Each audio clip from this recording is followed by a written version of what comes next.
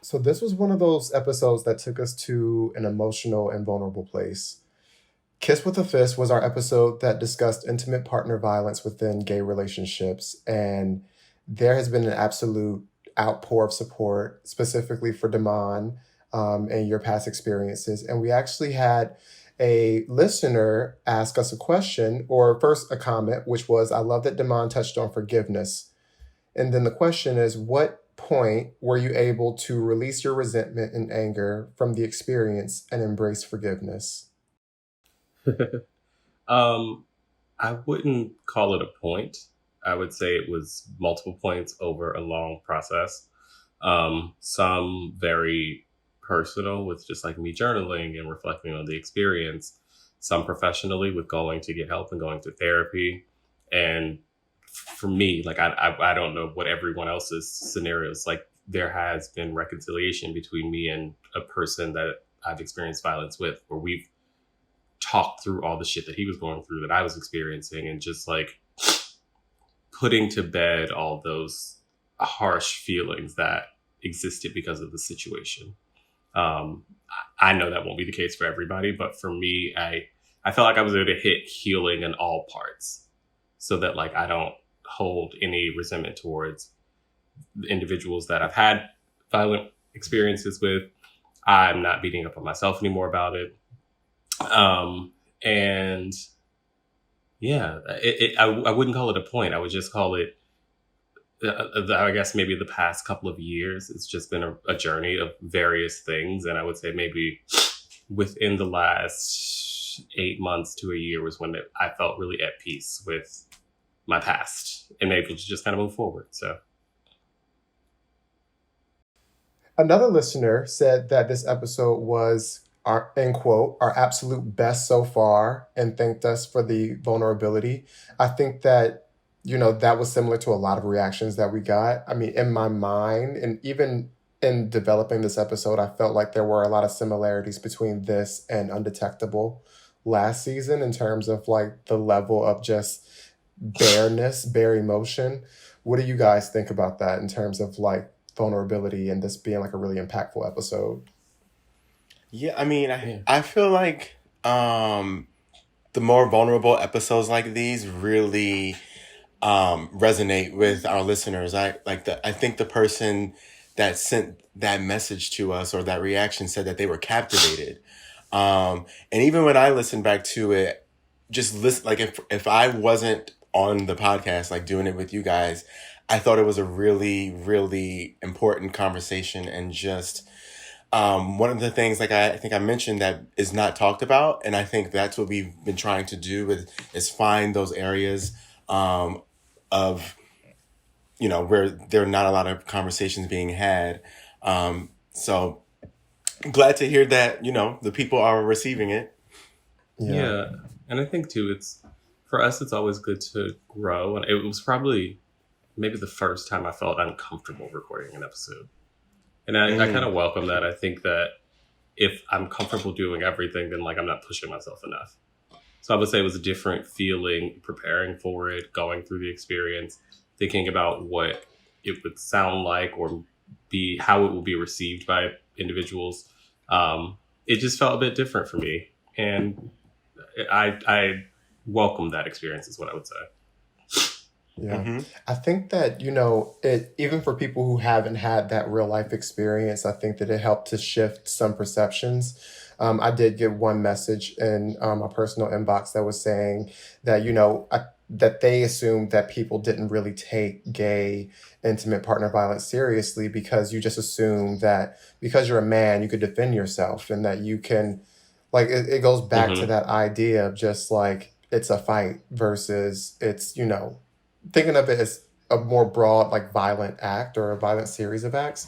So I'm happy that people are starting to even shift their own perceptions about like how they view violence within male on male relationships because I do feel like people just sort of don't give it the importance and the attention that it deserves. Mm-hmm. Yeah. Agreed. Um, I want to end on this, and this is actually like a first time that anyone's ever submitted a question for us to give advice on. But this is from a listener, and I omitted names from this because that's not important. Last year, I watched my best friend and his boyfriend escalate an argument into a fist fight. I've tried to talk to my friend about it, but he brushed it off and avoided the conversation. I get the feeling that there's more violence happening that I don't know about, and my friend isn't taking my advice to leave the relationship. Do you have any advice on how I can support my friend who thinks violence in his relationship is normal? Woo, child. I Um, have very specific experience with that, being around a friend who they would get into kind of very physical altercation, very tumultuous arguments, explosive, and that's a weird one because I don't know how you say something right without, it's like you kind of want to mind your business, but then you don't want to see your friend in a bad situation like that. So I don't know. Like, Damon, do you have any advice um, around that? yeah, my advice is that you can't. My experience is that one of those two people have to decide for themselves when enough is enough. Um, Mm, and you can't take ownership of that. And only those two people can. And that's hard because obviously when you see friends, family, whomever being harmed or, excuse me, in some way in a situation where there's violence and you don't want it to escalate to a point where there's irreparable harm caused, but you can't. You can give people the advice, you can share, but beyond that, I think that you have to trust that they will find and make that situation right for themselves. mm. Yeah, I mean, I was having a hard time with this question too. I wish there was a little bit more details because it just feels like, yeah, what do you do, especially if the person thinks it's normal and they're actively participating in it as well? Like you may have your own set of values and you may have your limits, but that may not be the same for your friend, and it's weird because you want to Sure. figure out how to like how you're coming from a place of protection, but you also don't want to strain the relationship to the Right. point where the friend is now not wanting to be around you because you're sort of pushing something on them that they're not ready to take on. So that's It's yeah, that's really because it's tough. weird because it's like in this case, is me as a friend, is my silence not violence? Like, is me staying out of it and not saying anything worse? Or is it a case where I just distance myself and decide not to be around, I mean, my but friend and his it, partner? I mean, it sounds like they said something. And once you say something once, that's all you can do. People are grown. And Yeah. like, Right. you can't control them and you can't go drag them up out of here. You end up getting in harm's way too. Hello. That's true. Yeah, I mean, yeah, I think that the rule of thumb is to speak up at least once. Right. But people can only do they're going to do what they want to do, essentially. Hmm. Right.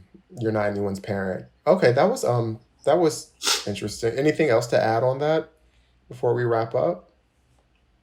I don't know. I mean, I hope something we said meant something to somebody this week. I think that it was cathartic for me in a lot of ways. And if at now or at some point in the future it touches a single soul, that would mean a lot. So that's why we're out here putting our shit in the damn streets. So Right. see y'all next week for something less touchy. Yes. Ooh, a little tease. But yeah, so that's a great segue. So thank you all for submitting your feedback and your questions and your lived experiences and asking for advice. Thank you for that as well. Please keep listening and letting us know your thoughts. New season 3 episodes premiere each Wednesday, so check out for that newest episode. And until then, peace. I'm not going to do a thumbs up this Yes. time. So the girls put on their sleeveless moments for the podcast, for the Very sound off. coordinated, but not coordinated, but like active at the same time.